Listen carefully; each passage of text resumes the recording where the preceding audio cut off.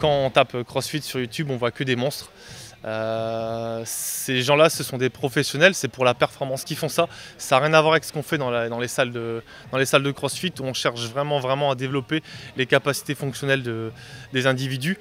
Donc on essaie un peu de lutter contre ça, de montrer que c'est pas que ça. Et ça n'a rien à voir justement avec l'activité qu'on peut pratiquer dans les salles de CrossFit. On apprend vraiment à utiliser ses capacités physiques. Il y a plein de choses où on pense qu'on est incapable de le faire.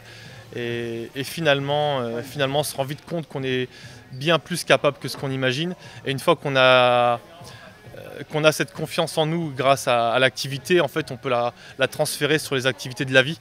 Et on est beaucoup moins enclin au stress. Donc ça joue énormément sur le stress. Et puis on apprend tous les jours à faire des mouvements ludiques, que ce soit des trucs comme marcher sur les mains, faire des mouvements de gym avec les anneaux, lever des barres, et tout ça vraiment sans se blesser, c'est hyper important. On développe toutes les capacités physiques de l'être humain, donc autant la force que l'endurance, les capacités cardiovasculaires, toutes les capacités. En général, un sport, on est spécialisé on cible une partie du corps. Donc là, on développe tout, c'est ludique. En fait, on ne connaît pas la séance tant qu'on n'est pas dans la salle. Donc on ne sait pas à quoi s'attendre. Le but, c'est d'être préparé à tout.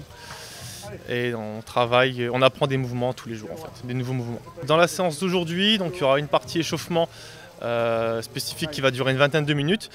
Et ensuite, on va surtout développer les capacités aérobies, en fait. Donc les capacités d'endurance. On a tendance à imaginer le CrossFit comme un enchaînement de circuits training avec des grosses barres où on se blesse. Là, on va voir aujourd'hui que on peut travailler avec des mouvements au poids de corps, en fait, tout simplement. Le CrossFit, ça a été créé par un homme qui s'appelle Greg Glassman. Et donc, en fait, les trois principes fondamentaux, ce sont des mouvements fonctionnels à haute intensité constamment variés. C'est ouvert à tous.